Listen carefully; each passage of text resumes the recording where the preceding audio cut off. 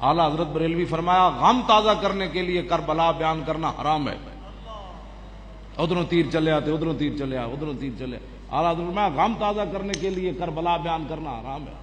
اور آل بیت کی مظلومیت بیان کرنا کہ وہ کر کچھ نہیں سکتے تھے, اس طرح بیان کرنا آل بیت کی شان, یہ بھی حرام ہے. بس ایک کوئی گل ہے جیڑی امام زین العابدین دیا بیڑیاں ویکھ کے ہتھکڑیاں ویکھ کے انہیں رویا بندہ, آپ نے اشارہ کیتا بیڑیاں بھی ٹوٹ گئیاں, ہتھکڑیاں بھی ٹوٹ گئیاں. آپ فرمایا اون نہ کر, قوت ہوندیاں زور نہیں لایا, بیٹھے من رضائی. بس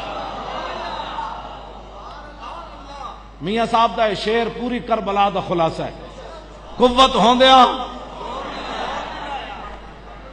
کیوں جی, کی خیال ہے؟ حضرت خواجہ سلطان الہند جدو پرتھوی راج دے تالاب دے کنارے بیٹھے تھے, اتنے بت کھڑا سی, ایک بت. آپ نے بت نو فرمایا اے لوٹا بھر لیا. صدیاں بعد جنہ دی نسل چو سلطان الہند بت نو چلا سکتے ہیں, کیوں جی؟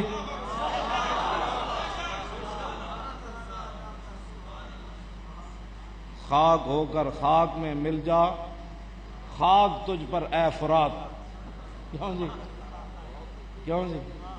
حضرت سائیں توکل شاہ امبالوی مسیتی دے وچ بہ کے سامنے جناب شاتوت دا درخت تے آپ نے مثال دیتی, فرمایا جنت ایک درخت ہونا ہے جڑا ایڈا وڈا ہونا ہے, 500 سال جنتی اتنے تھلے چڑھے گا تے پھر پھل توڑے گا. انہاں مریداں کیا حضور ہے تے سزا ہوئی؟ آپ نے فرمایا نہیں نہیں, سمجھو جنتی اے بیٹھے آ دروازے تے شاتوت دا درخت مسجد دے باہر. آپ نے فرمایا سمجھو اے جنتی بیٹھے آ درخت ہوئے, جنتی انج اشارہ کرے گا تے پھل ٹوٹ کے اودی گود وچ. آپ نے جدو انج اشارہ کیتا نا تے درخت سائیں صاحب وال مسیتی چل پیا.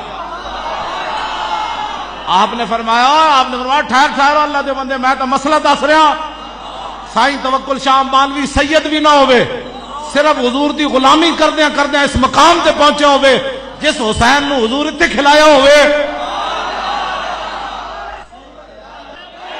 لبیک لبیک یا رسول اللہ, لبیک لبیک لبیک یا رسول اللہ, لبیک